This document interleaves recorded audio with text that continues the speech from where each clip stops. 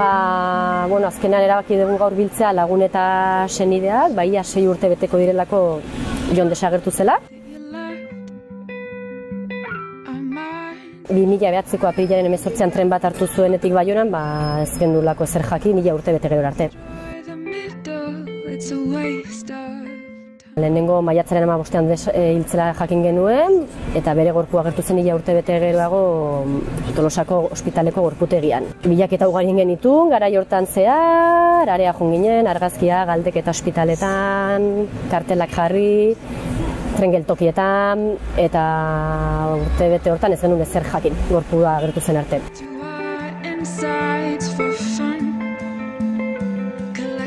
Eta 2013 urtean Toulouseko epaiak erabakizun auzia ixtea.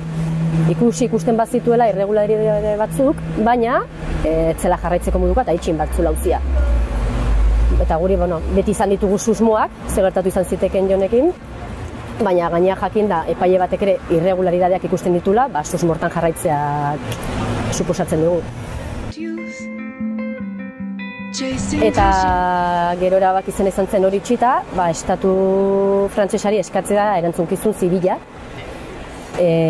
Urte hortan Jonekin gertatu zen, nahiz eta bila ibili eta galdezka ibili, beraien aldetik etzelako ikusi ez aurrera pausirik, ez intentziorik, ez saiakerarik.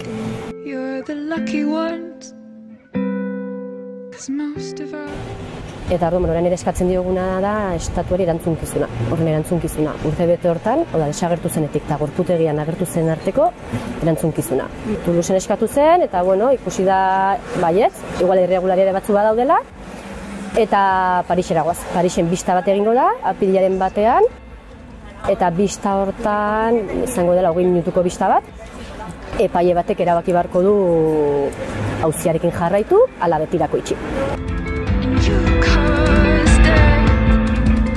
Nahiz eta Parisera jun, eskatzen duguna ere da Donostian egingo den kontzentrazio batera, 8 orduko kontzentrazio bat, indarra eman nahi digun kontzentrazio bat, eta bertara eragile ezberdinak deitu ditugu, baina norbanakoak ere nahi ditugu 12tatik arratsaldeko 8ak arte, bulebarrean egon daitezen Jonen egia aldarrikatuz, Jonekin gertatu zenaren egia aldarrikatuz.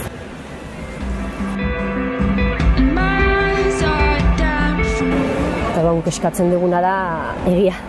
Hau da, dutze zegu, ez dakit azkeneko atxa, baina, Parisera iristeko indar hori igual azkena izan daiteke da, aukera, eta orduan egia jakin edugula, orain epaiak erabakitzen badula istea, bide guztiak etxe zaizkigula.